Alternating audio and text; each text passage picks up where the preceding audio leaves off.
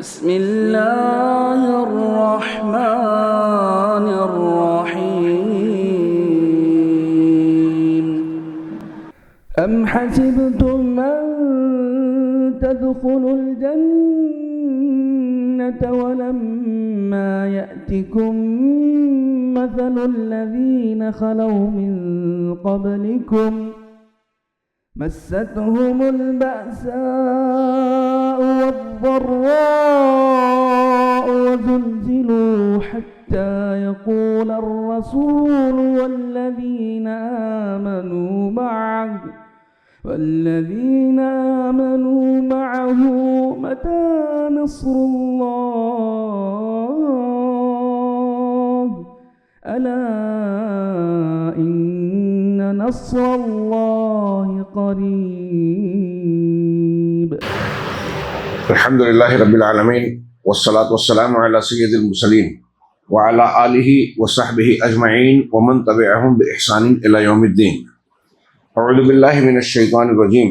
بسم الله الرحمن الرحيم. يا أيها الذين آمنوا اذكروا نعمة الله عليكم إذ جاءتكم جنود فأرسلنا عليهم ريحا وجنودا لم تروها وكان الله بما تعملون بصيرا. محترم حضرین، غزوات نبوی کے ضمن میں پچھلے درس میں ہم لوگوں نے غزوہ بنو نذیر کا تذکرہ کیا. یہ غزوہ 4 ہجری ربیع الاول میں وقوع پذیر ہوا، اور اس کا سلسلہ میں نے تذکرہ کیا تھا کہ بیر معونہ کے واقعے کے بعد ایک صحابی کے ہاتھوں جو 2 مشرکین کا قتل ہوا، ان کی دیت کی ادائیگی میں صلح اور معاہدے کے مطابق جناب محمد رسول اللہ صلی اللہ علیہ وسلم جب یہود کے علاقے بنو نذیر میں تشریف لائے اور ان کے ذمہ داروں سے بات کی کہ اس میں آپ کو اپنا حصہ دینا ہے حسب معاہدہ، تو انہوں نے آپ کو قتل کرنے کی سازش کی، آپ کو بٹھایا اور ایک آدمی کو تیار کیا کہ اوپر سے چکی کا پارٹ گرا کے آپ کو وہیں ختم کر دیا جائے.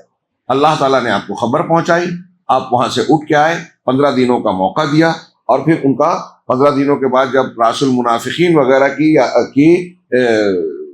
حوصلہ افزائی کے ساتھ یہودیوں نے یہ طے کر لیا کہ ہم نہیں چھوڑیں گے، مقابلہ کریں گے. ان کو یہ تھا کہ بنو غطفان اور عبداللہ بن ابی بن سلول ہماری مدد کریں گے، جیسا کہ وہ کہہ رہا ہے کہ یہاں سے مت جاؤ، ہم 2000 لوگوں کے ساتھ آپ کا ساتھ دیں گے.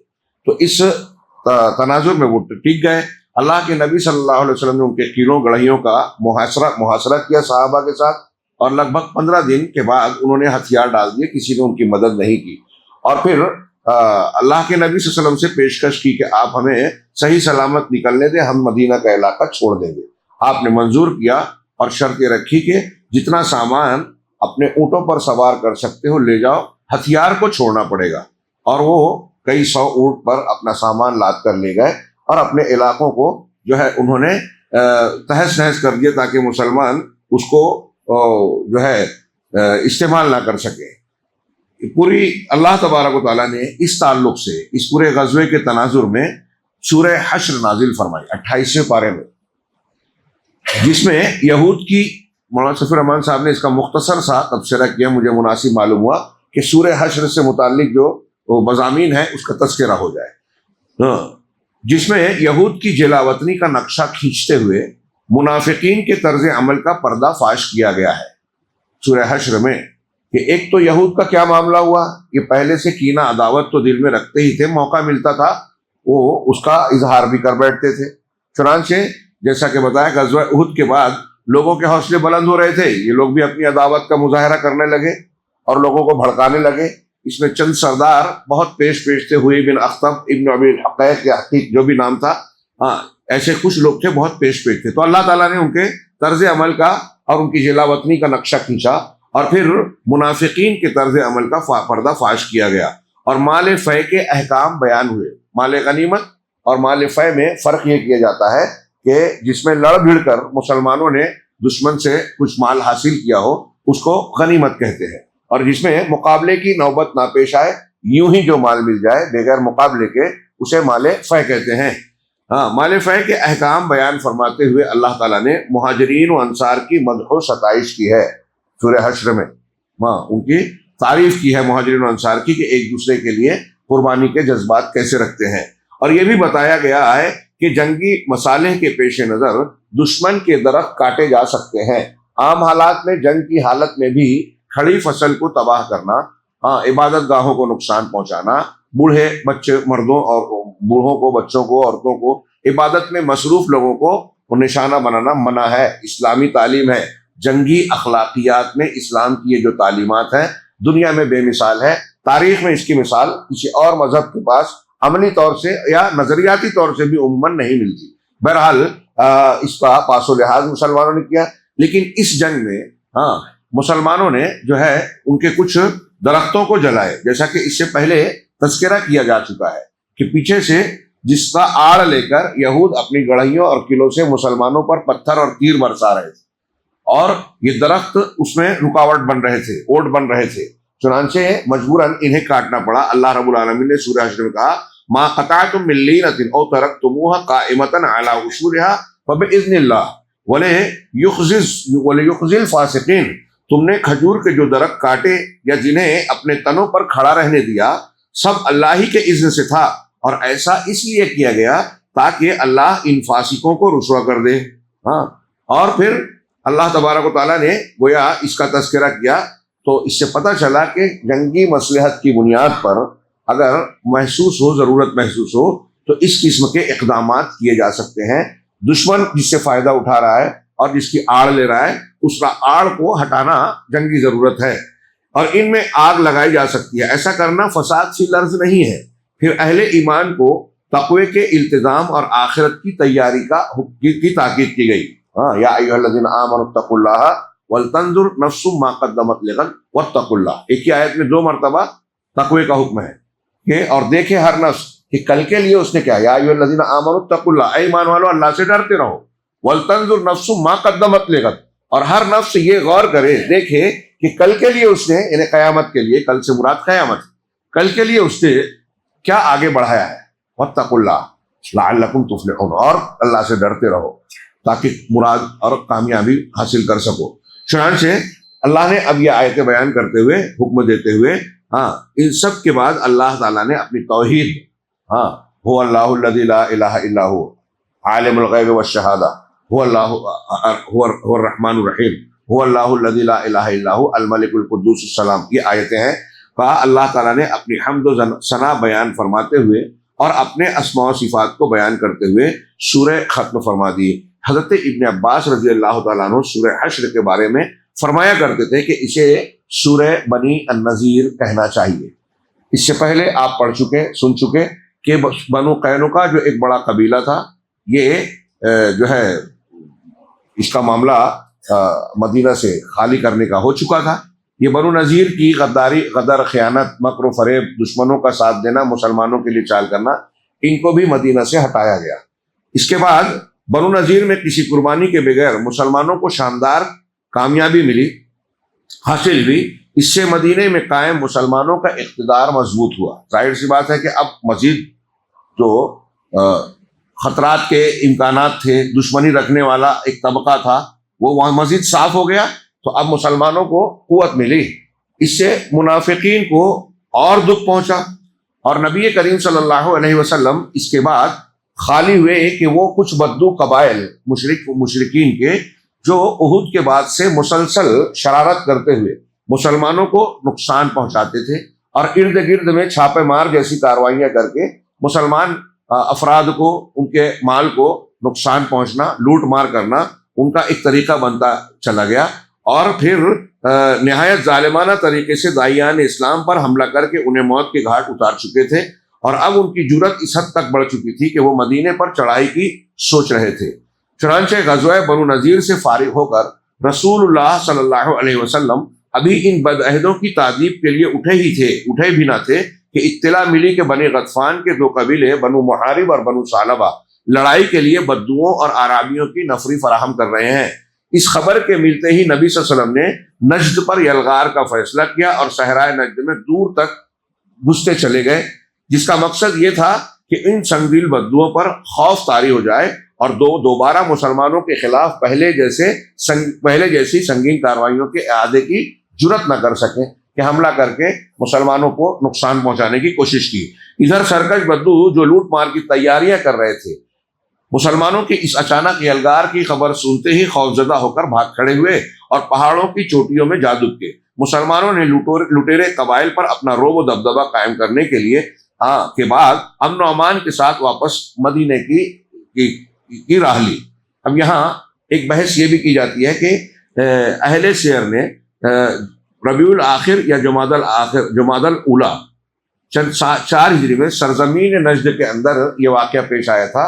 بہت سے لوگوں نے اسی کو غزوہ مریسی اور ذات الرقا ایک غزوہ کا نام ہے، اس کو کہا ہے۔ شیخ صفی الرحمان صاحب نے کہا کہ ہماری تحقیق کے مطابق یہ غزوہ ذات الرقا نہیں ہے، بلکہ وہ غزوہ احزاب کے بعد واقع ہونے والا ایک واقعہ ہے، اور کچھ لوگ پہلے بیان کرتے ہیں اسی کو غزوہ ذات الرقا کہتے ہیں، تو اس پر انہوں نے کچھ ثبوت فراہم کیے کہ یہ وہ غزوہ نہیں ہے۔ البتہ اس غزوے کی اہمیت اس اعتبار سے تھی کہ چونکہ غزوہ بدر سے غزوہ احد سے لوٹتے ہوئے ابو سفیان نے جو عمر فاروق رضی اللہ عنہ سے بات چیت کی تھی، اور پھر رخصت ہوتے ہوئے جو ایک بات کہی تھی کہ یہ وعدہ رہا کہ آئندہ سال پھر ہم بدر میں آ کر 2 ہاتھ کریں گے، مقابلہ کریں گے۔ اب آئندہ سال آئیں گے مطلب نئی تیاری کے ساتھ آئیں گے۔ اس پر جناب محمد رسول اللہ صلی اللہ علیہ وسلم نے اپنے صحابہ سے کہہ رہا ہے کہ ٹھیک ہے ہم تیار ہیں۔ اب وہ موقع قریب آ رہا تھا کہ بدر میں پھر سے آنے کا ایک زبانی طور سے عہد و پیمان ہوا تھا۔ تو چنانچہ بدر میں اگر بڑی جنگ لڑنی ہے، امکان یہی تھا، بات چیت سے اندازہ یہی تھا کہ پھر سے میدان بدر میں مشرکین اور مسلمانوں کا مقابلہ ہونا ہے۔ اس مقابلے کی تیاری کے لیے بھی ضروری تھا کہ آس پاس میں ایسی کوئی طاقت اگر ہے جو مسلمانوں کو مدینے میں نقصان پہنچا سکتی ہے تو اس طاقت کو خاتمہ کیا جائے، کیونکہ ادھر مسلمان باہر سے آنے والے بڑے فوج کے مقابلے کے لیے اگر نکلتے ہیں تو مدینہ خالی ہوگا، اور مدینہ خالی ہے تو یہ جو جن کا نجد کے علاقے میں اہل سیر اس جنگ کا میں نے مہم کا ذکر کیا، ایسے بدو اگر پیچھے سے مدینہ پر حملہ کر دیں، لوٹ مار مچائیں، عورتوں بچوں کو نقصان پہنچائے، تو اس کو سنبھالنا مشکل ہو سکتا تھا جنگی تدبیر اور حکمت عملی کے تحت۔ اس لیے ایک بڑی جنگ کی تیاری کے لیے بھی اس کا انتظام ضروری تھا۔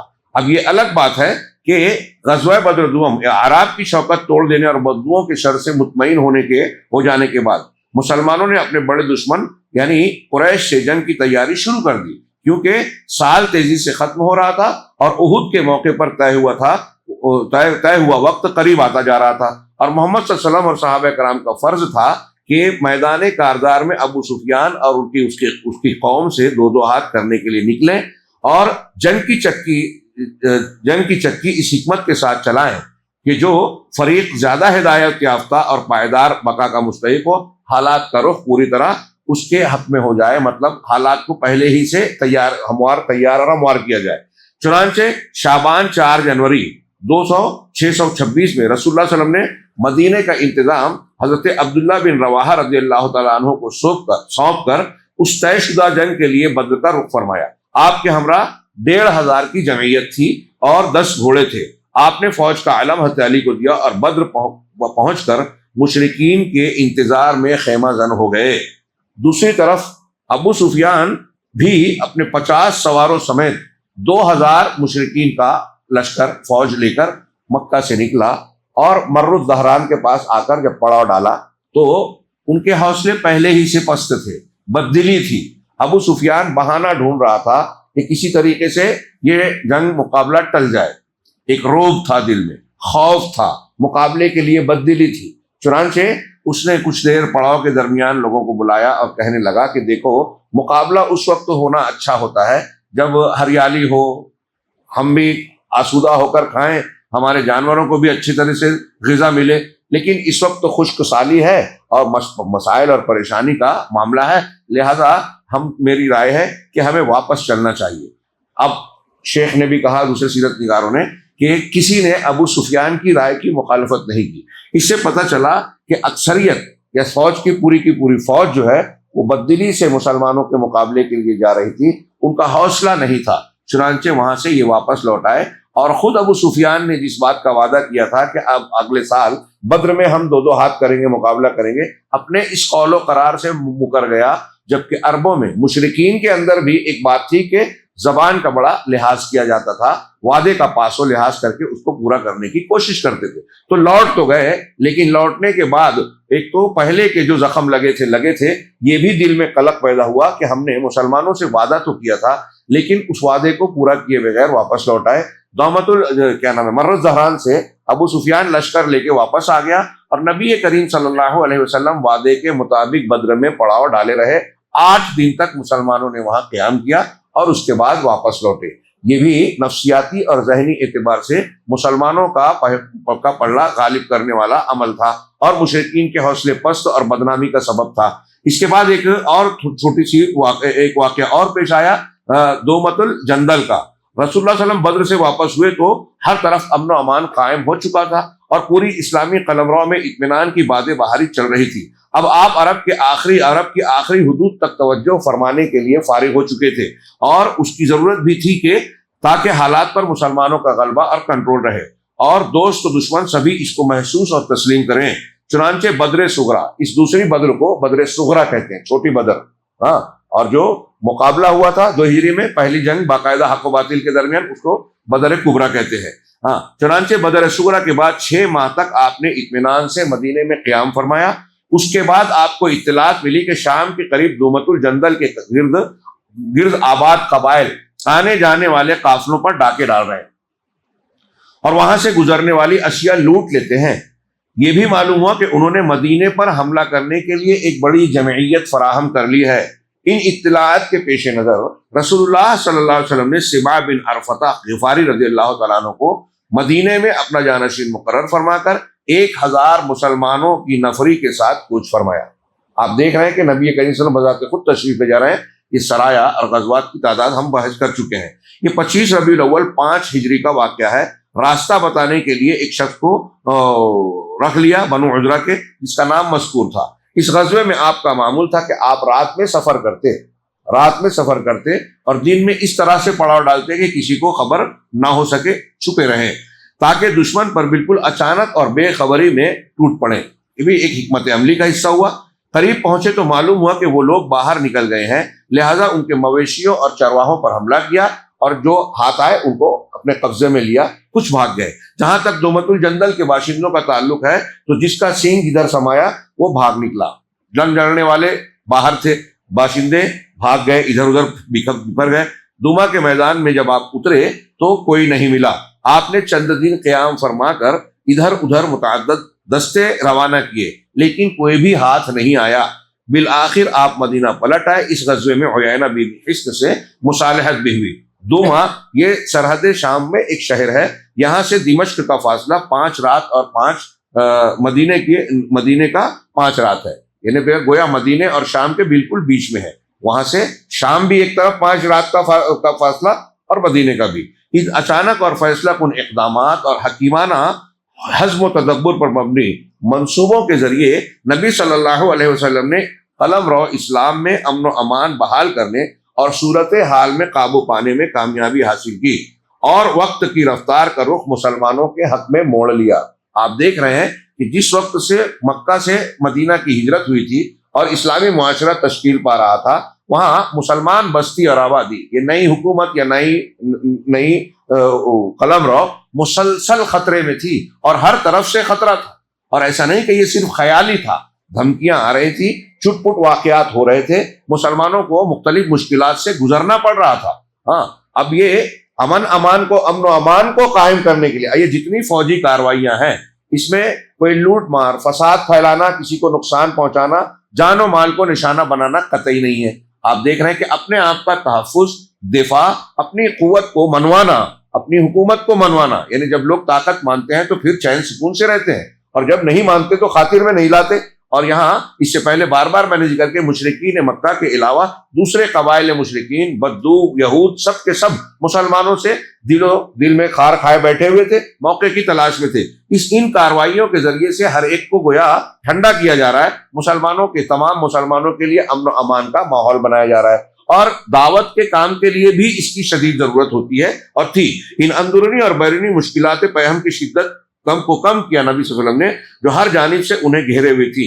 چنانچہ منافقین خاموش اور مایوس ہو کر بیٹھ گئے۔ جب یہ سب ساری کارروائیاں دیکھی کہ مسلمان تو دن بدن طاقتور ہو رہے ہیں، ہاں خاموش ہو کر بیٹھ گئے۔ یہود کا ایک قبیلہ جلا وطن کر دیا گیا، دوسرے قبائل نے ہمسائیگی اور عہد و پیمان کے ایفا کا مظاہرہ کیا، بدو اور آراب ڈھیلے پڑ گئے اور قریش نے مسلمانوں کے ساتھ ٹکرانے سے گریز کیا۔ اب وہ بھی تھوڑا کترا رہے ہیں، گریز کر رہے ہیں، اور مسلمانوں کو اسلام پھیلانے اور رب العالمین کے پیغام کی تبلیغ کرنے کے مواقع میسر آئے۔ اب یہاں سے امن و امان اور مسلمانوں کی قوت میں مستقل بڑھوتری کا سلسلہ بظاہر شروع ہو چکا تھا، لیکن ظاہر سی بات ہے کہ اب یہ سلسلہ جو ہے یہود کو اور دشمنان دین کو وہ بھانے والا نہیں تھا۔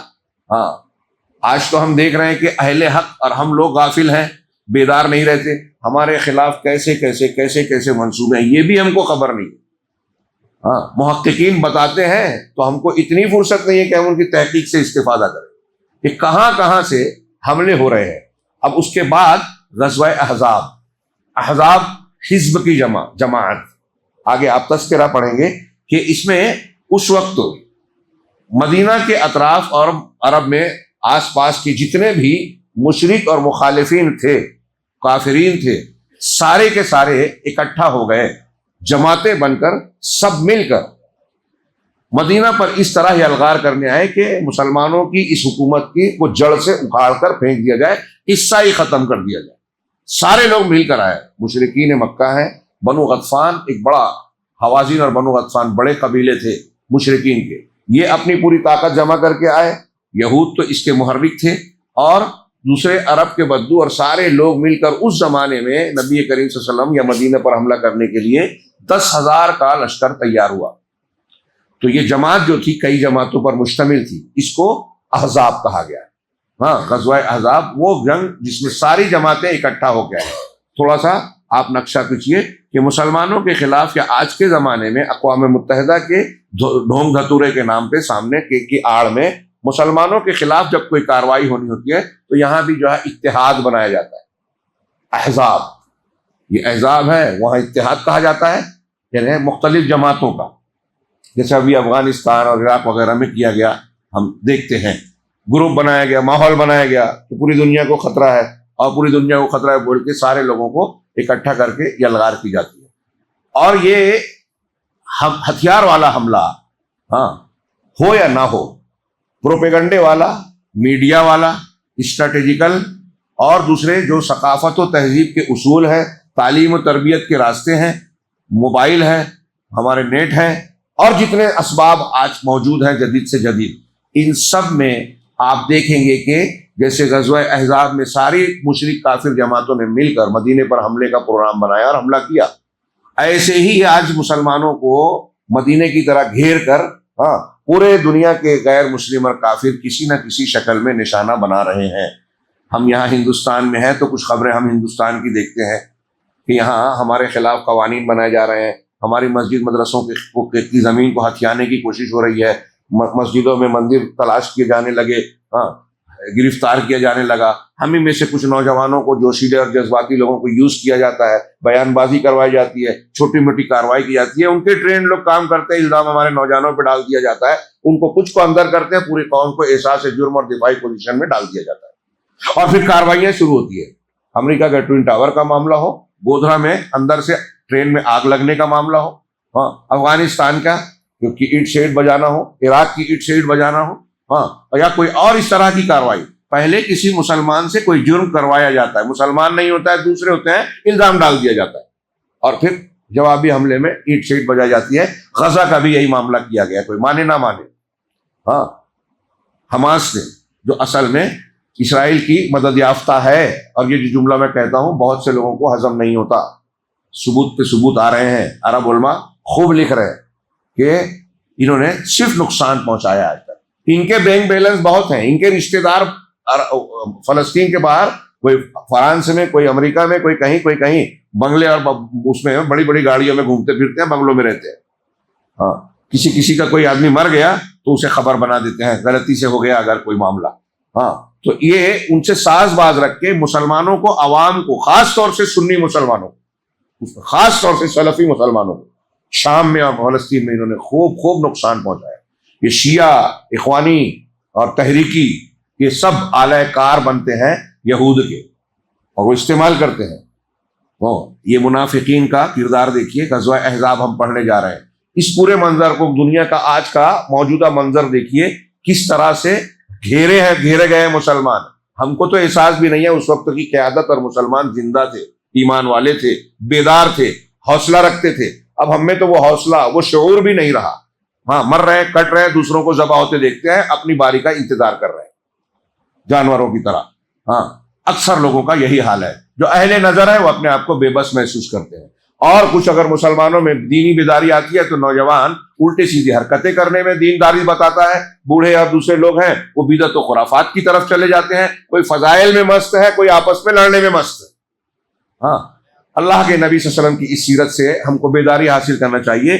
یہ غزوہ احزاب، جسے غزوہ خندق بھی کہا جاتا ہے، اس لیے کہ ابھی ہم پڑھیں گے کہ اس کے پہلا غزوہ تھا عربوں میں اور مسلمانوں کی طرف سے، جس میں خندق کھودی گئی ایک مشورے سے۔ اس جنگ کی کیا اہمیت ہے، یا اس وقت تو مسلمانوں کے ساتھ کون سے حالات تھے، اس کا اندازہ آپ قرآن کے اس بیان سے کر سکتے ہیں۔ قرآن میں سورہ احزاب میں آیت نمبر 9 سے لگ بھگ آیت نمبر 25 تک، ہاں، سورہ احزاب کے ضمن میں اللہ رب العالمین نے ارشادات فرمائے، اسی لیے اس سورہ کا نام سورہ احزاب پڑا۔ ہاں، اور پھر ابھی یہ اللہ کا کرنا ایسا کہ کل رات میں جو ہمارا قیام اللیل ختم ہوا تو سورہ احزاب کا کچھ حصہ پڑھا گیا، اور آج بقیہ حصے پڑھے جائیں گے، یعنی وہاں سے آگے بڑھیں گے۔ تو اس میں غزوہ احزاب سے متعلق جو اللہ رب العالمین کے ارشادات، ہدایات ہیں، اس کو ہم پڑھ چکے ہیں، سن چکے ہیں۔ اس میں ابتدا اللہ نے کرتے ہوئے کہا، جو آخر میں ہم پڑھیں گے، یا ایھا الذین آمنوا اذکروا نعمت اللہ علیکم، اے ایمان والو اپنے اوپر اللہ کے اس انعام، احسان اور نعمت کا کو یاد کرو۔ اذ جاءتکم جنود، جب تمہارے پاس لشکر آئے، جنود جند کی جمع، لشکر یعنی لشکر و جمع ہے، یہ یعنی کئی لشکر آئے۔ فارسلنا علیہم ریحا، ہم نے ان پر تیز تند ہوا بھیج دی۔ وجنودا لم تروها، اور ایسے لشکروں کو یعنی فرشتوں کو جنہیں تم نے دیکھا نہیں۔ وکان اللہ بما تعملون بصیرا، اور اللہ تمہارے عمل کو خوب دیکھ رہا تھا۔ اذ جاءکم، یہاں میں اگلی آیت پڑھنے کے لیے میں نے آیت پڑھی کہ اس کا نقشہ جو اللہ نے کھینچا ہے، اس سے اس کی وقت کی حالات کی نزاکت اور سنگینی کا اندازہ لگائیے۔ اللہ نے فرمایا اذ جاءکم من فوقکم ومن اسفل منکم، جبکہ وہ تمہارے اوپر سے آ گئے، شمالی حصے سے، بالائی حصے سے، دشمن کی فوج سامنے سے آئی اوپر کے شمالی حصے سے۔ ومن فوقکم ومن اسفل منکم، ومن اسفل منکم، اور تمہارے نچلے حصے سے۔ پیچھے بنو قریظہ کا ایک یہودی قبیلہ تھا مدینہ کے پچھلے حصے میں، ان سے مفاہمت تھی، معاہدہ تھا۔ پہلے آغاز میں مسلمان اس سے مطمئن تھے، لیکن بعد میں وہ عہد توڑ دیا ان لوگوں نے، مشرکین کے ساتھ دینے کا معاملہ کر لیا اور باقاعدہ ساتھ دینے بھی لگے۔ تو مسلمان دو چکی کے دو پارٹ کے بیچ میں پیچھنے جیسی کنڈیشن میں حالت میں آ گئے۔ آگے سے مشرکین ہیں جن کے سامنے ہیں، اور پیچھے سے بنو قریظہ نے عہد شکنی کر دی۔ تو دشمن سامنے سے بھی ہیں، پیچھے سے بھی ہیں۔ ہاں، وَإِذ زَاغَتِ الْأَبْصَارُ، منافقین اندر سے کھوکھلا کر رہے ہیں، اور جب نگاہیں ٹیڑھی ہو گئی، پترا گئی، کج ہو گئی۔ وَإِذ زَاغَتِ الْأَبْصَارُ وَبَلَغَتِ الْقُلُوبُ الْحَنَاجِرَ، اور دل گلے تک آ گئے، گلے میں آ گئے، اٹک گئے آ کے۔ ہاں، وَتَظُنُّونَ بِاللَّهِ الظُّنُونَ، اور تم اللہ کے تعلق سے مختلف گمان اور خیال میں کے شکار ہو گئے۔ هُنَالِكَ ابْتُلِيَ الْمُؤْمِنُونَ، اس موقع پر مسلمانوں کو آزمایا گیا، چھانٹا گیا۔ ایسے ہی جب کٹھنائی اور مصیبت آتی ہے تو سچا مخلص پکا ایمان والا کون ہے، یہ چھٹ کے اوپر سامنے آتا ہے۔ یہاں مسلمانوں کو جانچا گیا، پرکھا گیا۔ وَزُلْزِلُوا زِلْزَالًا شَدِيدًا، اور بڑی شدت کے ساتھ، سختی سے ان کو جھنجھوڑ دیا گیا۔ اللہ کا یہ فرمان اس غزوے کے ماحول کی نزاکت بتا رہا ہے۔ اب ہم تھوڑے سے پس منظر کہ اس کی تیاری کیسی ہوئی، اس کے ساتھ تفصیل کو پڑھتے ہیں، کچھ عبارت رحیق المختوم کی اور کچھ تفسیریں۔ ہاں، 1 سال سے زیادہ عرصے کی پہم فوجی مہمات اور کارروائیوں کے بعد جزیرۃ العرب پر سکون چھا گیا تھا، اور ہر طرف امن و امان اور آشتی و سلامتی کا دورہ تھا۔ مگر یہود کو جو اپنی خباثتوں، سازشوں اور دسیسہ کاریوں کے نتیجے میں طرح طرح کی ذلت و رسوائی کا مزہ چکھ چکے تھے، اب بھی ہوش نہیں آیا۔ انہوں نے غدر و خیانت و مکر و سازش کے مکروہ نتائج سے کوئی سبق نہیں سیکھا۔ چنانچہ خیبر منتقل ہونے کے بعد پہلے تو انہوں نے یہ انتظار کیا کہ دیکھیں مسلمانوں اور بت پرستوں کے درمیان جو فوجی کشاکش اور تناؤ چل رہا ہے اس کا نتیجہ کیا نکلتا ہے؟ چپ چاپ بیٹھ کر دیکھتے رہے.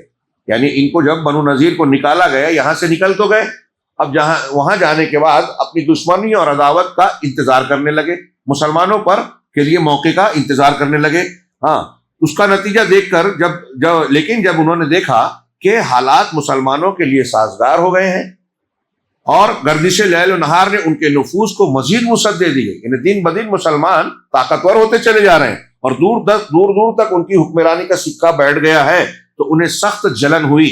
انہوں نے نئے سرے سے سازش شروع کی اور مسلمانوں پر ایک ایسی آخری کاری ضرب لگانے کی تیاری میں مصروف ہو گئے جس کے نتیجے میں مسلمان صفحہ ہستی سے مٹ جائیں. لیکن چونکہ انہیں براہ راست مسلمانوں سے ٹکرانے کی جرت نہیں تھی، نہ اس کی طاقت تھی، نہ اس کا حوصلہ تھا، اس لیے اس مقصد کی خاطر ایک نہایت خوفناک پروگرام اور منصوبہ بنایا. اس کی تفصیل یہ ہے کہ بنو نذیر کے 20 سردار یہودیوں کی اس قبیلے کے مکہ میں قریش کے پاس حاضر ہوئے اور انہیں رسول اللہ صلی اللہ علیہ وسلم کے خلاف آمادہ جنگ کرتے ہوئے اپنی مدد کا یقین دلایا کہ اگر تم لوگ مسلمانوں کو حملہ کرو گے تو محمد صلی اللہ علیہ وسلم اور ان کے رفقا کی سرکوبی کے لیے تمہارے جو اقدامات ہوں گے ہم آپ کا اس میں بھرپور ساتھ دیں گے، آپ کے ساتھ پیش رہیں گے. اب مکہ والوں کو گویا ایک موقع ملا کہ ہماری یوں بھی سبکی پہ سبکی ہوتی جا رہی ہے، اور پھر ہم نے وعدہ کیا کہ بدر پر ملاقات کریں گے، نکلے بھی لیکن موقع واپس لوٹ گئے اور اپنے قول و قرار کو پورا نہیں کیا. چنانچہ یہود کی اس پیشکش کو ہم قبول کر لیتے ہیں اور سارے لوگوں کے تعاون سے، ان یہودیوں کے، منافقین کے اور دیگر قبیلوں کے تعاون سے ہم مسلمانوں کی طرف پیش قدمی اور اقدام کرتے ہیں، جس سے ہماری عزت تھوڑی سی پھر سے بحال ہو جائے گی اور مسلمان جو ہمارے لیے درد سر بن رہے ہیں اور ہمارے لیے شام کے سفر کے راستے میں رکاوٹ بن گئے ہیں، اب ان کا صفایا ہو جائے گا تو ہمارے لیے یہ تجارتی راستہ بھی صاف ہو جائے گا. تو کفار مکہ، قریش مکہ کے لیے درد سر تو یہ معاملہ تھا، لیکن ان کی ہمت نہیں پڑ رہی تھی. یہود کی پیشکش سے گویا انہیں موقع ملا اور یہ ماحول بنانے کا موقع ملا کہ ہم اکیلے نہیں بلکہ بہت سارے لوگ ہمارے ساتھ ہی ہوں گے. اس کے بعد یہود کا یہ وفد، یہودیوں نے مشرکین مکہ کو تیار کیا، قریش نے حامی بھر لی، معاملہ پلان تیار ہو گیا اور پھر اس کے بعد یہ بنو غطفان کے پاس، یہی قبیلہ بنو غطفان کے قبیلے کے پاس گیا اور قریشی کی طرح انہیں بھی آمادہ جنگ کیا، وہ بھی تیار ہو گئے. پھر اس وفد نے بقیہ قبائل میں گھوم کر لوگوں کو جنگ کی ترغیب دی اور ان قبائل کے بھی بہت سے افراد تیار ہو گئے. بنو غطفان بھی بڑا قبیلہ تھا، حوازن اور بنو غطفان، انہوں نے ہی آگے آئے گی بات، حنین پر بہت ایسی یلغار کی تھی کہ مسلمانوں کا لشکر حالانکہ بڑی تعداد میں تھا، پہلے حلے میں جو ہے بکھر کر منتشر ہو گیا تھا. تو یہی وفد کیا ہے قبیلہ غطفان تھا اور حوازن تھے. اور قبائل نے ان کی پیشکش بہت سارے قبائل نے قبول کر لی. غرض اس طرح یہودی سیاست کاروں نے پوری کامیابی کے ساتھ کفر کے تمام بڑے بڑے گروہوں اور جتھوں کو نبی صلی اللہ علیہ وسلم اور آپ کی دعوت اور مسلمانوں کے خلاف بھڑکا کر جنگ کے لیے تیار کر لیا. اس کے بعد طے شدہ پروگرام کے مطابق جنوب سے قریش، کنانہ اور تہامہ میں آباد دوسرے حلیف قبائل نے مدینہ کی جانب کوچ کیا اور ان سب کا سپہ سالار اعلیٰ ابو سفیان تھا اور ان کی تعداد 4000 تھی. یعنی قریش اور آس پاس کے جو ان کے سارے قبائل مل کے مکہ سے جو نکل رہے ہیں یہ 4000 ہے. اور یہ لشکر مرت زہران پہنچا تو بنو سلیم بھی شامل ہوئے، تھوڑے سے بڑھ گئے. ادھر اسی وقت مشرق کی طرف سے غطفانی قبائل فزارہ، مرہ اور اشجع، یہ 3 الگ الگ قبائل ہیں. فزارہ کے سپہ سالار عیینہ بن حصن، مرہ کے یہ نام ہے، میں ان کو چھوڑتا ہوں، اور دیگر قبائل کے بہت سے افراد بھی اس میں شامل ہو گئے. ان سارے قبائل نے ایک مقررہ وقت اور مقررہ پروگرام کے مطابق مدینے کا رخ کیا تھا، اس لیے چند دن کے اندر اندر مدینے کے پاس 10,000 سپاہ کا ایک زبردست لشکر جمع ہو گیا. یہ اتنا بڑا لشکر تھا کہ غالباً مدینے کی پوری آبادی یعنی عورتوں، بچوں، بوڑھوں اور جوانوں کو ملا کر، ظاہر سی بات ہے کہ یہ سب تو لڑنے والے ہیں نہیں، خواتین، بوڑھے مرد جو اپاہج ہیں، بیمار ہیں، ان سب کو ملا کر پوری بستی اور آبادی مدینے کی اس وقت اتنی نہیں تھی. اگر حملہ آوروں کا یہ ٹھاٹھے مارتا ہوا سمندر مدینے کی 4 دیواری تک اچانک پہنچ جاتا تو مسلمانوں کے لیے سخت خطرناک ثابت ہوتا. غزوہ بدر میں مسلمانوں کی ظاہری پستی اور کمزوری کے ساتھ ایسے خطرات تھے، اس لیے وہ پہلا بھی تھا، بہت نازک مرحلہ تھا. لیکن یہاں اگرچہ مسلمانوں کی کچھ قوت پہلے کے مقابلے میں اچھی ہو گئی ہے، پوزیشن بہتر ہو گئی ہے، وقار اور دھاک جم گئی ہے، لیکن پھر سے جو کنڈیشن اور حالت ہے کہ مدینہ میں آبادی چھوٹی سی، لڑنے والے کل ملا کر مسلمان اگر ہیں تو 3000 تک تعداد جاتی تھی، اور پھر کفار ان کے پاس ہتھیار اسباب بھی کم، کفار کا جو لشکر آ رہا ہے تمام اسباب کے ساتھ آ رہا ہے اور 10,000 پر مشتمل، پھر سے انتہائی سنگین خطرہ تھا۔ اللہ تعالیٰ کا یہ کلام یاد کیا، وَزُلْزِلُوا زِلْزَالًا شَدِيدًا، کہ مسلمان سختی سے جھنجھوڑ دیے گئے۔ کچھ عجب نہیں کہ اگر یہ لشکر مدینہ میں گھس جاتا تو مسلمانوں کی جڑ کٹ جاتی اور ان کا مکمل صفایا ہو جاتا، لیکن مدینے کی قیادت یعنی جناب محمد رسول اللہ صلی اللہ علیہ وسلم نہایت بیدار مغز اور شوکس قیادت تھی، اور صرف آپ سپہ سالار اور قائد ہی نہیں تھے، نبی بھی تھے۔ ان کی انگلیاں ہمیشہ حالات کی نبض پر رہتی تھی اور وہ حالات کا تجزیہ کر کے آنے والے واقعات کا ٹھیک اندازہ بھی لگاتی تھی۔ اس میں ہمارے اور آپ کے لیے سبق ہے، وسائل کم ہے، تعداد کم ہے، ہتھیار نہیں ہے، سامنے والے کے مقابلے میں آپ کی زبان میں ٹیکنالوجی کم ہے، لیکن ایمان کی طاقت کے آگے کوئی طاقت نہیں ہے، اللہ کی مدد کے آگے کوئی پھر چیز حیثیت نہیں رکھتی۔ یہ ان دروس میں بھی ملتا ہے، نبی کریم صلی اللہ علیہ وسلم اور صحابہ کرام کے حوصلوں میں بھی ہمیں دکھائی دیتا ہے کہ ہمیں حوصلہ رکھنا چاہیے۔ چنانچہ اس سے نپٹنے کے لیے مناسب ترین قدم اٹھاتی تھی یہ قیادت۔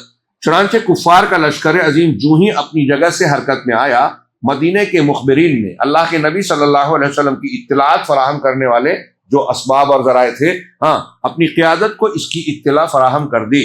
اطلاع پاتے ہی رسول اللہ صلی اللہ علیہ وسلم نے ہائی کمان کی مجلس شورا منعقد کی اور دفاعی منصوبے پر صلاح و مشورہ کیا۔ پھر سے یہ بات آئی، اور یہ ایک اہم سبق ہے کہ اللہ کے نبی صلی اللہ علیہ وسلم نبی تھے، آپ بطور نبی اور پیغمبر کے صحابہ کو حکم دیتے کہ ہمیں ایسا کرنا ہے، یہ کام کرنا ہے، تو کوئی ایک صحابی بھی اس کی مخالفت بالکل نہیں کرتا۔ لیکن ایسے سارے امور میں نبی کریم صلی اللہ علیہ وسلم مشورہ کر رہے ہیں۔ کیوں کر رہے ہیں؟ یہ تاکہ ہمارے آپ کے لیے، مسلمانوں کے لیے اسوہ نمونہ بنے، قانون قاعدہ بنے دین کا۔ اور مشورے میں جیسے کہ آج کل ہمارے یہاں جمہوری مزاج ہے کہ جس کو کچھ نہیں سمجھتا، میدان کی کوئی معلومات نہیں، وہ بھی اپنی رائے دیتا، ارے ایسا نہیں کرنا چاہیے۔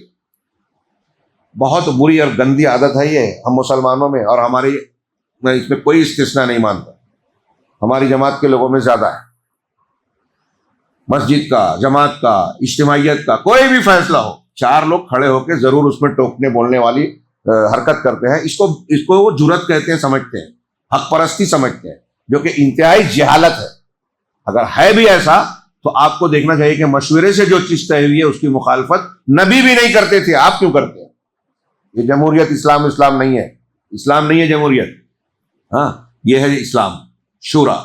اللہ کے رسول نے احد میں مشورہ لیا، صحابہ نے کہا باہر لڑیں، آپ کہہ رہے تھے مدینہ میں، آپ نے لوگوں کی اکثریت پہ مانا تو اسی پر قائم رہے، یعنی کہ ایسا نہیں کرنا چاہیے تھا۔ بعد میں تانے بھی نہیں دیے کہ دیکھو میں بول رہا تھا مدینے میں رہ کے کرنا، وہاں گئے تو نقصان ہو گیا، جیسا ہمارے یہاں لوگوں کا طریقہ ہے، وہ منافقین کا طریقہ ہے، ہر چیز پر نقد کرنا، کیڑے نکالنا، باریکیاں۔ یہ نہیں سوچنا کہ انہوں نے بھی سوچا ہوگا، یہ نہیں سوچنا کہ اگر ہم بولتے ہیں تو جماعت کے حوصلے ٹوٹیں گے، لوگ مخالف ہوں گے، کمزوری آئے گی، یہ ہمارے یہاں سوچنے کا انداز ہی نہیں ہے۔ تو ایک تو یہ کہ اللہ کے رسول نے نمونہ دیا۔ علامہ ابن تیمیہ کہتے ہیں کہ اس سے اللہ کے نبی صلی اللہ علیہ وسلم کے بار بار کے اس طریقے سے یہ صاف ہے کہ جن امور میں وحی الہی کی رہنمائی نہیں ہے، جو معاملہ قرآن و حدیث جس میں نہیں ہے، اور مسلمانوں پر ایسے کوئی حالات پیش آتے ہیں جہاں وحی کی کوئی تعلیم ہمارے سامنے نہیں ہے، اس معاملے میں حالات میں مسلمانوں کو چاہیے کہ ان کے جو جانکار لوگ ہیں، اس فن کے لوگ ہیں، ہر ایرا گہرا نہیں، جانکار لوگ، تجربہ کار لوگ، وہ آپس میں مشورہ کریں کہ وحی نہیں ہے تو تجربہ کار لوگ یا جانکار لوگ مشورہ کریں، اور مشورے کے بعد جو طے ہو جائے اسے صرف وہی نہیں، باقی سب لوگوں کو بھی مان لینا چاہیے۔ چوں چرا اور یہ جو آج کل ہماری حرکت ہے، یہ نہیں، یہ نہیں کرنا چاہیے۔ تو اللہ کے نبی صلی اللہ علیہ وسلم نے گویا مشورے کو وہ مشروع کیا۔ اس میں دوسری بات یہ بھی ہے کہ مشورے سے کیا فائدہ ہوتا ہے۔ ایک چیز میں اپنے طور سے کرتا ہوں تو میری اپنی ایک سمجھ ہے، دائرہ ہے، فہم ہے، لیکن جب 4 لوگوں کے پوچھتا ہوں کہ مجھے کیا کرنا چاہیے، ایسے ایسے حالات ہیں، تو ہر کوئی اپنے تجربات، اپنی معلومات اور اپنے غور و فکر کے نتیجے میں پیش کرتا ہے۔ اور یہاں ایسا بھی ہو سکتا ہے کہ ایک آدمی بظاہر اونچے مرتبے کا ہے، زیادہ علم والا ہے، لیکن جس معاملے میں مشورہ کر رہا ہے اس معاملے میں کوئی اس سے بہت کم درجے کا انسان ایسی رائے دے دے جس کا خیال اس کو بھی نہ آیا ہو، جو اونچے درجے کا ہے، تو اس کو قبول کیا جا سکتا ہے۔ ایسے میں نتیجے میں کیا ہوتا ہے کہ کوئی بھی کام اور فیصلہ بہتر سے بہتر انداز میں کیا جا سکتا ہے۔ جب میں اکیلا کرتا ہوں تو کمی کمزوری رہے گی، 4 لوگوں سے مشورہ کرتا ہوں تو ہر 4 اپنے طور سے سوچ کر مختلف پہلو بتاتا ہے، اور جب مختلف پہلو سامنے آتے ہیں تو غور کرنے کے بعد زیادہ صحیح، بہتر، مفید چیز کیا ہے، اس نتیجے پر آدمی پہنچنے کی کوشش کرتا ہے۔ اور جو ایسی رائے ہوتی ہے، جیسے میرے دماغ میں ایک بات آ رہی تو فوراً دوسرے کی وجہ سے سمجھ میں آتا ہے کہ نہیں انہوں نے جو بتایا ہے وہ اس میں زیادہ فائدہ ہے، اور میں نے جو سوچا تھا اس میں فلاں پہلو پر میں نے غور نہیں کیا جو انہوں نے بتایا۔ تو نبی کریم صلی اللہ علیہ وسلم نے مشورہ کیا، اور شورا میں جب آپ نے یہ بات رکھی کہ ایسا ایسا معاملہ ہے، تو قائدین اہل شورا نے غور و خوض کے بعد حضرت میں سے حضرت سلمان فارسی رضی اللہ تعالیٰ عنہ کی ایک تجویز متفقہ طور پر منظور کی۔ حضرت سلمان فارسی رضی اللہ تعالیٰ عنہ علماء صحابہ میں ان کا شمار ہوتا ہے، اور یہ وہ شخص ہے جن کے اسلام لانے کی پوری کہانی، پورا جو واقعہ ہے حدیثوں میں مذکور ہے، صحیح روایتوں میں پڑھنا چاہیے۔ شاید میں نے اس سے پہلے بھی ذکر کیا ہو، ہر مسلمان کو بڑی عبرت ہے۔ ان کے والد آتش پرست تھے، مجوسی ایران میں، اور وہ آتش کدے کے نگہبانوں میں سے تھے۔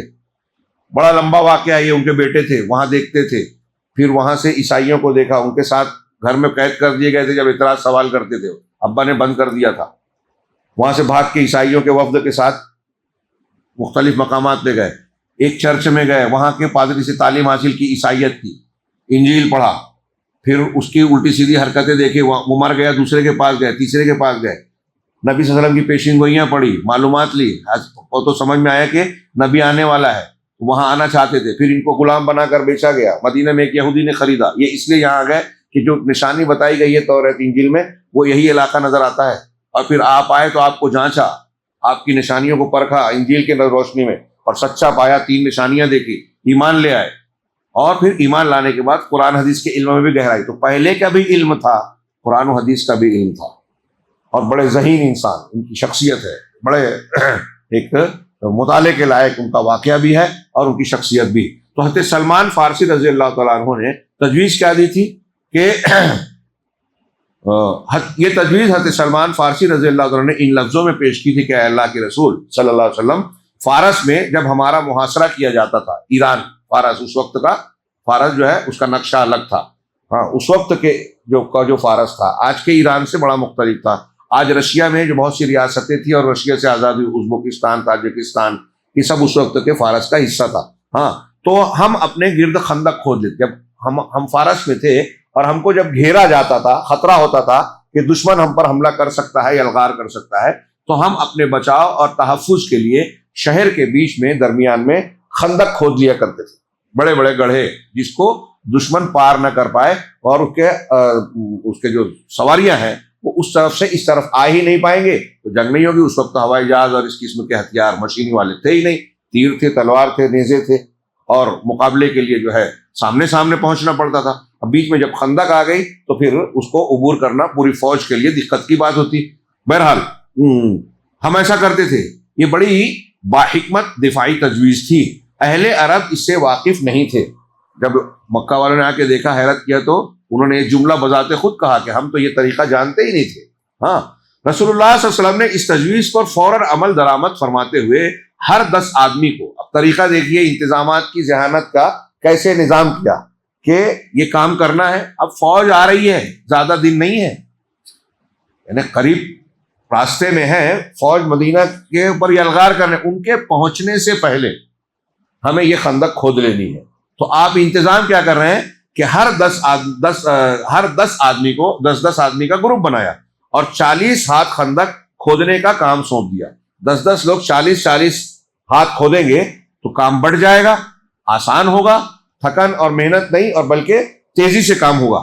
وہ مسلمانوں نے پوری محنت اور دل جمعی سے خندق کھودنی شروع کر دی۔ رسول اللہ صلی اللہ علیہ وسلم اس کام کی ترغیب بھی دیتے تھے اور عملاً اس میں پوری طرح شریک بھی رہتے تھے۔ آپ نے ترغیب بھی دی، خود بھی حصہ لیا، آفس میں بیٹھ کر آرڈر نہیں دے رہے تھے فون پر۔ چنانچہ صحیح بخاری میں حضرت سہل ابن سعد رضی اللہ عنہ سے مروی ہے کہ ہم لوگ رسول اللہ صلی اللہ علیہ وسلم کے ساتھ خندق میں تھے، لوگ کھود رہے تھے اور ہم کندھوں پر مٹی ڈھو رہے تھے، اسی اسنا میں رسول اللہ صلی اللہ علیہ وسلم اللہم لا عیش الا عیش الآخرہ فاغفر للمہاجرین والانصار، اے اللہ زندگی تو بس آخرت کی زندگی ہے، بس تو انصار اور مہاجرین کی بخشش کر دے۔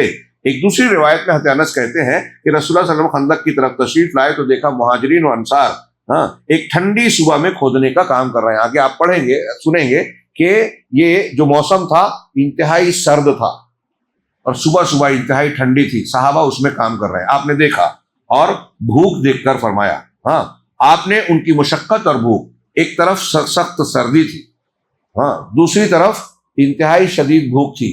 آگے ذکر آ رہا ہے کہ مسلمانوں کے لیے کھانے کے لیے انتظامات نہیں تھے، کئی مرتبہ 6-8 دن جو اس درمیان گزرے، ایسا بھی ہوا کہ تیسرا دن گزر رہا ہے مسلمانوں نے کچھ نہیں کھایا، لوگوں نے اپنے پیٹ پر پتھر باندھے تھے۔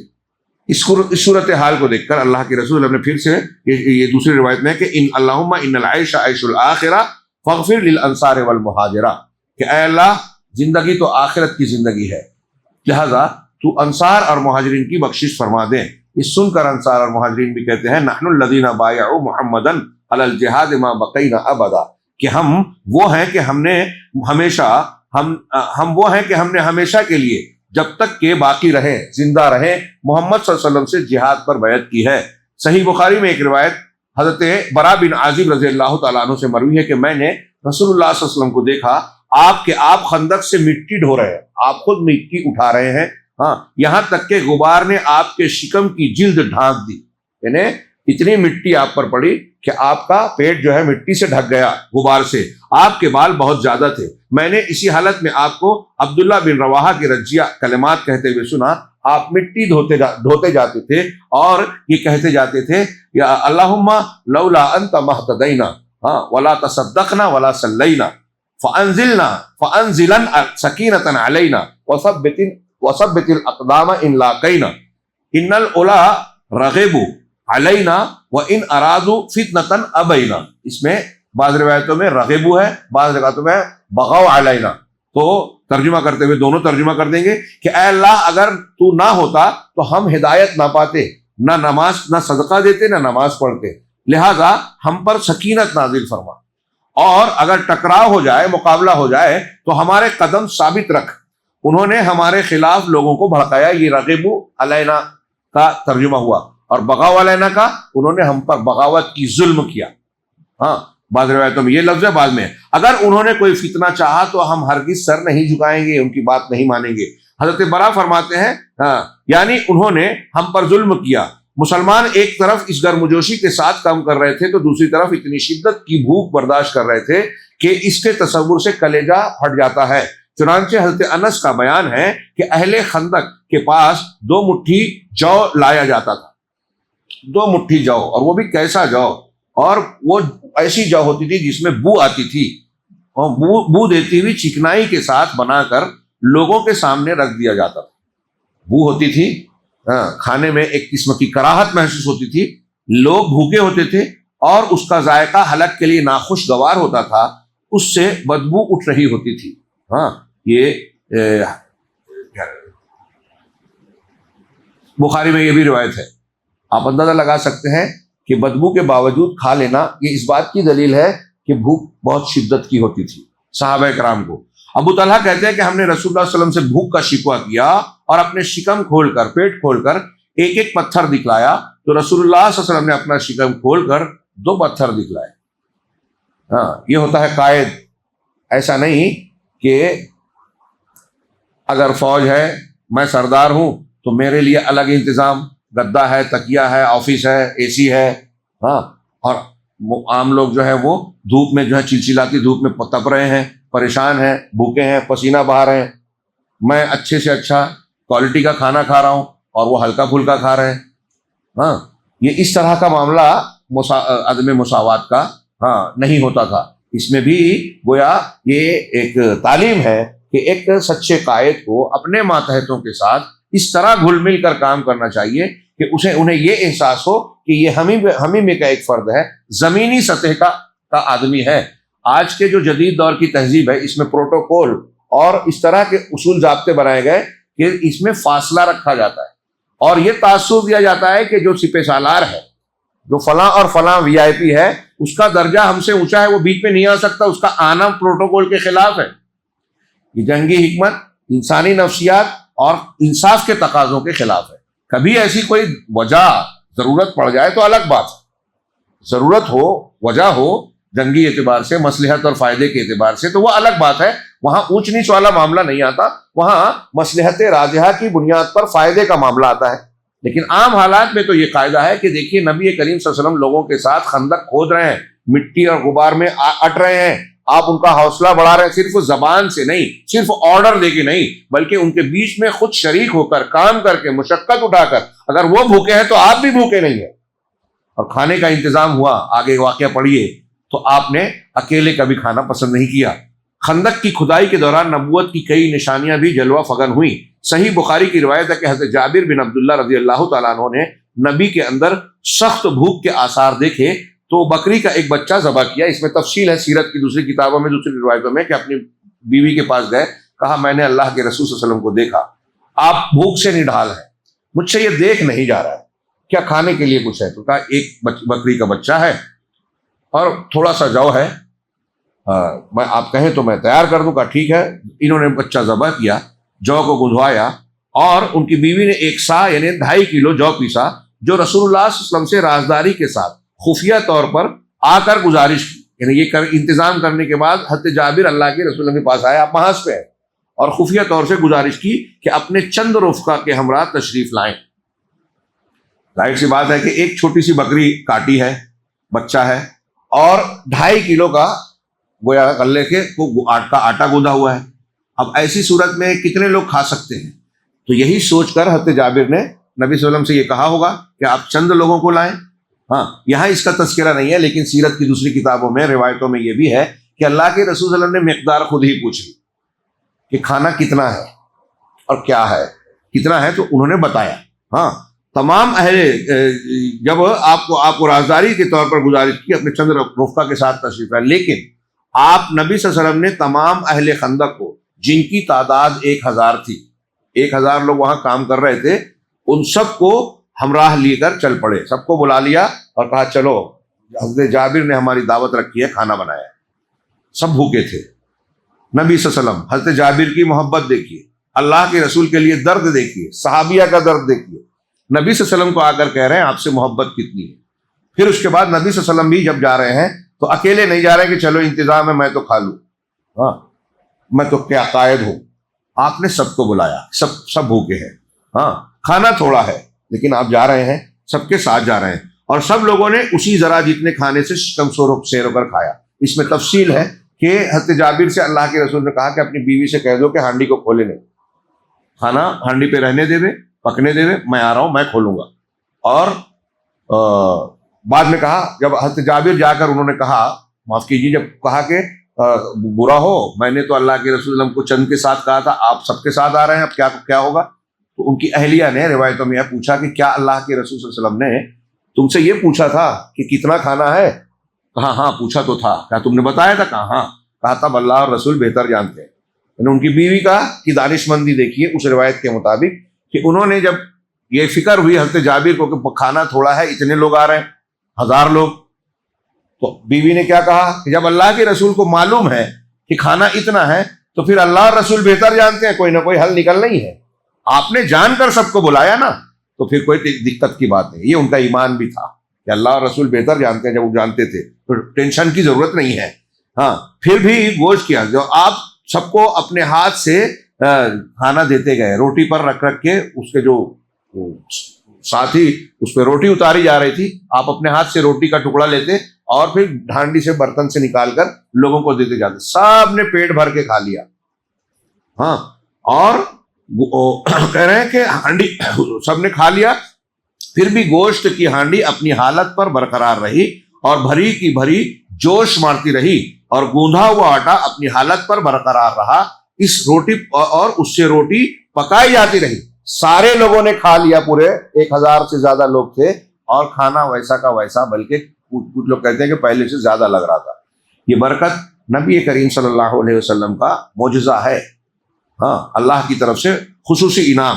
اور یہ روایت جو ہے یہ واقعہ صحیح بخاری میں مروی ہے، موجود ہے، اور الگ الگ ڈھنگ سے یعنی اس کی کچھ تفصیلات ہے، جیسا کہ میں نے کچھ اشارہ کیا۔ حضرت نعمان بن بشیر، یہ ایک واقعہ ہوا۔ حضرت نعمان بن بشیر کی بہن خندق کے پاس 2 مٹھی کھجور لے کر آئیں، ان کے بھائی اور ماموں کھا لیں گے۔ یہاں بھائی اور ماموں لکھا ہے، بعض لوگ کہتے ہیں کہ والد اور خالہ ماموں کو کے لیے لائی تھی، ان کے والدہ نے بھیجی تھی۔ بہرحال بہن لے کر آئی، اور یہاں انہوں نے بیان کیا کہ بھائی اور ماموں کھا لیں گے، لیکن رسول اللہ صلی اللہ علیہ وسلم کے پاس سے گزری تو آپ نے ان سے وہ کھجوریں لے لی، بلایا، پوچھا کیا ہے، کہا ایسا ایسا ہے، اور مجھے امی نے والد صاحب کے لیے یا بھائی کے لیے اور ماموں کے لیے بھیجا ہے۔ تو آپ نے کہا ادھر لاؤ۔ آپ نے ایک کپڑا منگایا اور وہ کھجوریں جو تھی وہ لے کر، جو تھوڑی سی تھی اس پر بکھیر دی۔ پھر اہل خندق کو سب لوگوں کو دعوت دی کہ سب لوگ آ جائیے، یہ ہمارے لیے انتظام کیا ان کے گھر والوں نے۔ اہل خندق انہیں کھاتے گئے، سارے لوگ آئے اور اس میں سے کھجوریں نکال کے اس کپڑے سے کھجوریں نکال کر، اور کہا، یہ راوی کہتے ہیں کہ میں نے دیکھا کہ ایسا لگ رہا تھا جیسے کہ اس دوپٹے یا کپڑے کے اندر کھجوریں ابل رہی ہیں، بڑھتی جا رہی ہیں، لوگ نکال رہے ہیں بڑھ رہی ہے، نکال رہے ہیں بڑھ رہی ہیں، اور وہ بڑھتی گئی یہاں تک کہ سارے اہل خندق کھا کر چلے گئے، اور کھجوریں تھی کہ کپڑے کے کناروں سے باہر گر رہی تھی۔ ہاں، یہ ابن ہشام کی روایت ہے۔ انہی ایام میں ان دونوں واقعات سے کہیں بڑھ کر ایک واقعہ پیش آیا، جسے امام بخاری نے حضرت جابر رضی اللہ عنہ سے روایت کیا ہے کہ حضرت جابر کا بیان ہے، ہم لوگ خندق کھود رہے تھے کہ ایک چٹان نما ٹکڑا آڑے آ گیا۔ آج کے لیے یہ واقعہ پورا کر دوں، آڑے آ گیا، لوگ نبی صلی اللہ علیہ وسلم کی خدمت میں حاضر ہوئے اور عرض کی کہ یہ چٹان نما ٹکڑا خندق میں حائل ہو گیا ہے، اب ہم خندق کھود نہیں پا رہے ہیں، یعنی مطلب پتھر آ گیا، کھڈا کیسے کھودیں؟ آپ نے فرمایا میں اتر رہا ہوں۔ اس کے بعد آپ اٹھے، آپ کے شکم پر پتھر بندھا ہوا تھا، آپ نے 3 روز سے کچھ چکھا نہیں تھا، 3 روز سے۔ پھر نبی صلی اللہ علیہ وسلم نے کدال لے کر مارا تو وہ چٹان نما ٹکڑا بھربھرے تودے میں تبدیل ہو گیا۔ ہاں، دوسری روایت حضرت برا کی ہے کہ جنگ خندق کے موقع پر کھدائی کے دوران ایک سخت چٹان آ پڑی جس سے کدال اچڑ جاتی تھی، کچھ ٹوٹتا ہی نہیں تھا، مارو تو جھٹک کے نکل جاتی تھی۔ ہم نے رسول اللہ صلی اللہ علیہ وسلم سے اس کا شکوہ کیا، آپ تشریف لائے، کدال لی اور بسم اللہ کہہ کر ایک ضرب لگائی تو ایک ٹکڑا ٹوٹ گیا، اور فرمایا اللہ اکبر، مجھے ملک شام کی کنجیاں دی گئی ہیں۔ میں نے کل یا پرسوں ذکر کیا تھا، یہ نبی کی اور اللہ کی پیشین گوئیاں ایسی ہوتی ہیں۔ ابھی حالات کیا ہیں غور کیجئے۔ مدینہ میں اپنی اور مسلمانوں کی حفاظت کرنا ٹینشن ہے اس وقت، جس وقت آپ کدال مارا، خندق کھود کر مدینہ کا حفاظت کرنا مقصود ہے نا، یہاں یہ معاملہ ہے، اور آپ پیشین گوئی کیا کر رہے ہیں؟ ملک شام کی کنجیاں دی جا رہی ہیں۔ آج کچھ لوگ بولتے ہیں، مولانا ابوالکلام آزاد نے بولا تھا جب ہندوستان پاکستان الگ ہوا تو کہا کہ 15 سال یا 25 سال کے اندر مشرقی پاکستان یعنی جو آج بنگلہ دیش ہے یہ مغربی پاکستان سے الگ ہو جائے گا، یہ انہوں نے کہا تھا اور ہو گیا۔ تو کہتے دیکھیں پیشین گوئی کی، یہ پیشین گوئی انہوں نے کس بیس پر کی تھی؟ یہ حالات و کوائف اور معاملات کو دیکھ کر ایک اندازہ ہوتا ہے کہ جب ایسا ہے تو نتیجہ یہ ہو سکتا ہے۔ ایک ٹیچر اپنے بچے کے پڑھاتے پڑھاتے کہتا ہے کہ یہ بچہ فیل ہو جائے گا، اور وہ فیل ہو جاتا ہے، تو کوئی ماں باپ یہ نہیں بولتے کہ سر آپ نے کہا تھا اس لیے فیل ہوا۔ وہ حالات دیکھ کر اندازہ بیان کرتا ہے کہ یہ پڑھنے میں کمزور ہے، محنت بھی نہیں کرتا، کام چوری کرتا ہے، تعلیم سے شوق نہیں ہے، جب ایسی حالت رہے گی تو فیل ہی ہوگا۔ تو اس طرح کے اندازے لوگ رخ اور کچھ علامتیں قرائن دیکھ کر بولتے ہیں، لیکن اللہ اور نبی کی باتیں جو مستقبل کی ہوتی ہے وہ جب جس وقت بیان کرتے ہیں تو دنیا کا کوئی انسان غور کرتا ہے تو وہ چیز لگتا ہے کہ یہ ہو ہی نہیں سکتا۔ جیسے روم کے بارے میں بتایا جائے کہ غلبت الروم فی ادنی الارض وهم من بعد غلبهم سیغلبون، ابھی ہم نے کل پرسوں پڑھا کہ رومی مغلوب ہونے کے بعد غالب ہوں گے، تو وہاں شرط لگا لی مشرکین نے کہ ایسی کنڈیشن ہے، رومیوں کی ایسی حالت بن گئی ہے کہ وہ پھر سے کھڑے ہو ہی نہیں پائیں گے، فارسیوں کا مقابلہ کیا کریں گے۔ انبیاء کی اور نبی صلی اللہ علیہ وسلم کی اور اللہ کی پیشین گوئیاں ایسی ہوتی ہے کہ جس وقت تو ہوتی ہے حالات کا دھارا اس کے موافق نظر نہیں آتا، لیکن وہ سچی ثابت ہوتی ہے، یہ ان کے سچے ہونے کی دلیل ہے۔ اور کوئی جھوٹی نبوت کا جھوٹ کا دعویٰ کرتا ہے تو وہ حالات دیکھ کر بھی بولتا ہے تو وہ نہیں ہوتا جو وہ کہتا ہے۔ میں نے کئی مرتبہ ایسی آپ پوری کتاب تیار کر سکتے ہیں، مثالوں کی اکثر بولتا ہوں۔ مسیلمہ کذاب جھوٹا نبی تھا، ہاں، اس نے اس کے قبیلے کے لوگوں نے کہا کنویں میں پانی کم ہو گیا ہے، آپ کچھ دعا ہوا کر دیجئے تو پانی بڑھ جائے گا۔ میں دعا کر کے اپنا تھوک ڈالوں گا، تھوکوں گا، اس میں پانی بڑھ جائے گا۔ آیا دعا کی، تھوکا، جو پانی تھا وہ بھی سوکھ گیا۔ یہ اللہ کی طرف سے تھا کہ دیکھو یہ جھوٹا ہے۔ جھوٹا مت بولیے، میں اکثر کہتا ہوں جھوٹا نہیں جھوٹا، اس کو ذرا شدت میں لانے کے لیے ہمارے یہاں بولتے ہیں۔ خیر، تو کہا اللہ کے رسول نے بسم اللہ کہہ کر ایک ضرب لگائی تو ایک ٹکڑا ٹوٹ کر فرمایا مجھے ملک شام کی کنجیاں دی گئی ہیں، واللہ میں اس وقت وہاں کے سرخ محلوں کو دیکھ رہا ہوں، اللہ تعالیٰ نے دکھا دیا۔ پھر دوسری ضرب لگائی آپ نے تو ایک دوسرا ٹکڑا کٹ گیا اور فرمایا اللہ اکبر مجھے فارس دیا گیا ہے۔ ہاں، اور فارس اس وقت کی بڑی قوت، پاور، اور بعد میں کسرا اس کو کہتے تھے، بعد میں فتح کیا مسلمانوں نے۔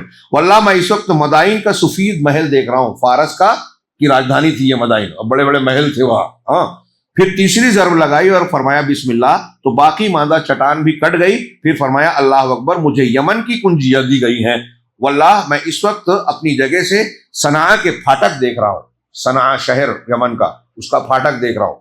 یہ پیشین گوئی، اور یہاں قابل غور بات یہ ہے کہ اللہ تعالیٰ کے نبی یہ کہہ رہے ہیں، گویا اللہ کی طرف سے خبر دی جا رہی ہے، اور آپ کہہ رہے ہیں کہ میں صنعاء کا پھاٹک دیکھ رہا ہوں، آپ کہہ رہے ہیں کہ میں مدائن کے محل دیکھ رہا ہوں، میں شام کے خزانوں کنجیاں مجھے دکھ رہی ہیں۔ تو یہ اللہ کے رسول کہہ رہے ہیں واللہ آپ تو جھوٹ بولتے ہی نہیں تھے، سوال ہی نہیں ہے۔ اور پھر جب غیب کی اور مستقبل کی بات بتا رہے ہیں تو اس کا مطلب اللہ دکھا رہا ہے، بتا رہا ہے، آپ کی بات اپنی طرف سے نہیں اللہ کی طرف سے ہوتی تھی۔ اس موقع پر یہ بیان کرنا یہ صحابہ کرام کے حوصلے کے لیے بھی تھا، یعنی اس کو ظاہر سی بات ہے آج مسلمان یہ سوچیں گے، ابھی آپ پڑھیں گے قرآن میں اللہ نے کہا کہ منافقین اور جن کے دلوں میں روگ تھا وہ اس صورتحال کو دیکھ کر یہ کہنے لگے کہ ما وعد اللہ ورسولہ الا غرورا، کہ اللہ اور رسول نے ہم سے جو وعدے کیے تھے سب دھوکہ تھے، ہاں سب جھوٹ اور دھوکہ ہے۔ لیکن مومنوں کا کہنا یہ تھا، جب فوج اور لشکر کو خطرے کو دیکھا تو کہا کہ اللہ اور رسول نے جو وعدہ کیا تھا وہ سچ تھا، اور اللہ اور رسول سچے ہی ہوتے ہیں، یہ مومنین کا طریقہ ہوتا ہے۔ اب اللہ کے رسول صلی اللہ علیہ وسلم نے اس وقت یہ پیشین گوئی کی تو گویا اس میں یہ صحابہ کرام کو گویا غیر محسوس طریقے پہ یہ میسج مل رہا ہے کہ یہاں حفاظت ہونا، مکہ میں مدینہ میں یہ ہمارا کچھ بگاڑ نہیں پائیں گے جو حملہ کرنے آ رہے ہیں، ہم تو ابھی طاقت اتنی بننی ہے کہ ہم کو کسرا فتح ہوگا، یمن کے خزانے ہاتھ آئیں گے، شام کی کنجیاں ملے گی۔ ہاں، ابن اسحاق نے ایسی ہی روایت حضرت سلمان فارسی سے بھی ذکر کی ہے، چونکہ مدینہ شمال کے علاوہ باقی اطراف سے خرے والے یعنی لاوے کی چٹانوں، پہاڑوں اور کھجوروں کے باغات سے گھرا ہے، یعنی جو مدینہ میں اس وقت کا نقشہ تھا، شمال کے حصہ کھلا ہوا تھا، باقی جو حصے تھے اس میں پہاڑیاں تھی، حرہ کہتے ہیں اس کو۔ حرہ آپ میں سے جو لوگ مدینہ گئے ہوں گے یا تصویریں دیکھی ہوگی تو آپ کو نظر آئے گا کہ چھوٹی بڑی جو پہاڑیاں، کالا کالا پتھر دکھتا ہے، مطلب جیسے جلا ہوا ہے نا، لاوے جلے ہوئے، تو لاوے جلے ہوئے پہاڑیاں ہیں، اس کو حرہ کہتے ہیں۔ تو مدینہ کے اطراف میں زیادہ تر ایسے ہرے تھے، تو راستے سے ان ہروں کے علاقے سے کوئی فوج یا گھوڑے اور اونٹ داخل ہو یہ بہت مشکل ہے، ناممکن تھا۔ تو ظاہر سی بات ہے کہ وہ فوج جو حملہ کرنے آ رہی تھی وہ سامنے کے کھلے حصے سے ہی داخل ہو سکتی تھی، تو اور پیچھے کے حصے میں مدینہ کے کا ایک بڑا قبیلہ جو یہودیوں کا بنو قریظہ تھا، ہاں، اور پھر دوسری طرف جو ہے وہ مسلمانوں کے گھر بند ایک محلے اور کچھ کھجوروں کے درخت اور باغات تھے، تو ان حصوں سے بقیہ حصوں سے حملے کا امکان کم سے کم تھا۔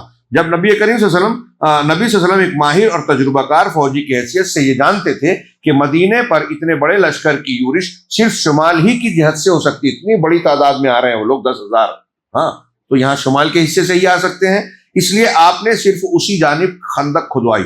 مسلمانوں نے خندق کھودنے کا کام مسلسل جاری رکھا، دن بھر کھدائی کرتے اور شام کو گھر پلٹ آتے، یہاں تک کہ مدینے کی دیواروں تک کفار کے لشکر جرار کے پہنچنے سے پہلے مقررہ پروگرام کے مطابق خندق تیار ہو گئی۔ بعض سیرت نگاروں نے بیان کیا کہ 6 دنوں میں یہ لمبی چوڑی خندق تیار ہو گئی۔ ادھر قریش اپنا 4,000 کا لشکر لے کر مدینہ پہنچے تو روما، جرف اور زغابہ کے درمیان مجمع الاسیال میں خیمہ زن ہوئے۔ دوسری طرف غطفان اور ان کے نجدی ہم سفر 6,000 کی نفری کے لے کر آئے تو احد کے مشرقی کنارے ضمب نقمی میں خیمہ زن ہوئے۔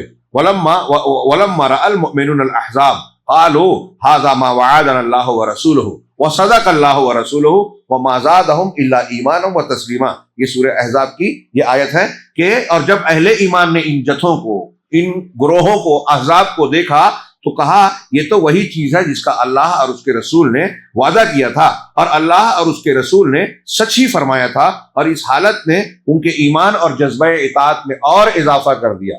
دیکھیے مشکل حالت میں مومن کا ایمان اور بڑھتا ہے، اطاعت کا جذبہ بڑھتا ہے، اس کی امتحان میں گویا وہ پیس کر آتا ہے کہ وہ پکا اور سچا مخلص ہے۔ لیکن منافقین اور کمزور نفس کے لوگوں کو کی نظر اس لشکر پر پڑی تو ان کے دل دہل گئے. وَإِذْ يَقُولُ الْمُنَافِقُونَ وَالَّذِينَ فِي قُلُوبِهِم مَّرَضٌ مَّا وَعَدَنَا اللَّهُ وَرَسُولُهُ إِلَّا غُرُورًا. اور جب منافقین اور وہ لوگ جن کے دلوں میں بیماری تھی کہہ رہے تھے کہ اللہ اور اس کے رسول نے ہم سے جو وعدہ کیا تھا وہ محض فریب تھا. بہرحال اس لشکر کے مقابلے کے لیے رسول اللہ صلی اللہ علیہ وسلم بھی 3000 مسلمانوں کی نفری لے کر تشریف لائے اور کوہ سلا کی طرف پشت کر کے قلعہ بندی کی شکل اختیار کر لی. سامنے خندق تھی جو مسلمانوں اور کفار کے درمیان حائل تھی. مسلمانوں کا شعار یعنی کوڈ لفظ تھا حامیم لا ینصرون، حامیم ان کی مدد نہ کی جائے. مدینہ کا انتظام حضرت عبداللہ ابن مکتوم کو سونپا گیا اور عورتوں اور بچوں کو مدینہ کے قلعوں اور گڑھیوں میں محفوظ کر دیا گیا کہ یہاں یہ سیف رہیں گے. جب مشرکین حملے کی نیت سے مدینے کی طرف بڑھے تو کیا دیکھتے ہیں کہ ایک چوڑی سی خندق ان کے اور مدینے کے درمیان حائل ہے. مجبوراً انہیں محاصرہ کرنا پڑا، حالانکہ وہ گھروں سے چلتے وقت اس کے لیے تیار ہو کر نہیں آئے تھے، کیونکہ دفاع کا یہ منصوبہ خود ان کے بقول ایک ایسی چال تھی جس سے عرب لوگ واقف ہی نہیں تھے، لہٰذا انہوں نے اس معاملے کو سرے سے اپنے حساب میں داخل ہی نہیں کیا تھا. اب آگے ان کا غیظ و غضب بڑھا، پریشان تھے. ان کے جو لڑنے والے لوگ تھے ان کو یہ ٹینشن تھا کہ ارے یہاں آئے ہم لڑنے کے لیے، اب اتنا انتظار کیسے کر سکتے ہیں، یہاں ہمارے جو ہے جانور اور ہتھیار ایسے پڑے رہے ان کے ساتھ میں ہم، اور پھر ایسا کھانا پینا اور ایسے انتظام کے ساتھ بھی وہ نہیں آئے تھے کہ لمبا محاصرہ وہاں کر سکیں. تو خندق دیکھ کر وہ ایک اچنبھے میں رہ گئے. آج کی زبان میں سرپرائز تھا یہ ان کے لیے، اور ان کا یہ کہنا تھا کہ اس سے پہلے ہم نے یہ دیکھا ہی نہیں تھا. یہ بہت ہی کامیاب ایک وہ تھی. اب آگے اس معاملے میں ان کی کیا کوششیں تھیں اور پھر کس طرح اللہ کی مدد آئی، کتنا بڑا یہ واقعہ اور معاملہ ہوا، اور اس کے بعد مسلمانوں کی کیا حیثیت بنی، انشاءاللہ کل کے درس میں ہم پڑھیں گے اور چند واقعات بھی سامنے آئیں گے. اللہ تعالیٰ ہمیں سیرت نبوی صلی اللہ علیہ وسلم کو اپنی زندگی میں اس کے اسباق اور اس کی ہدایات اور نصیحتوں کو اختیار کرنے کی توفیق دے. وآخر دعوانا الحمدللہ رب العالمین.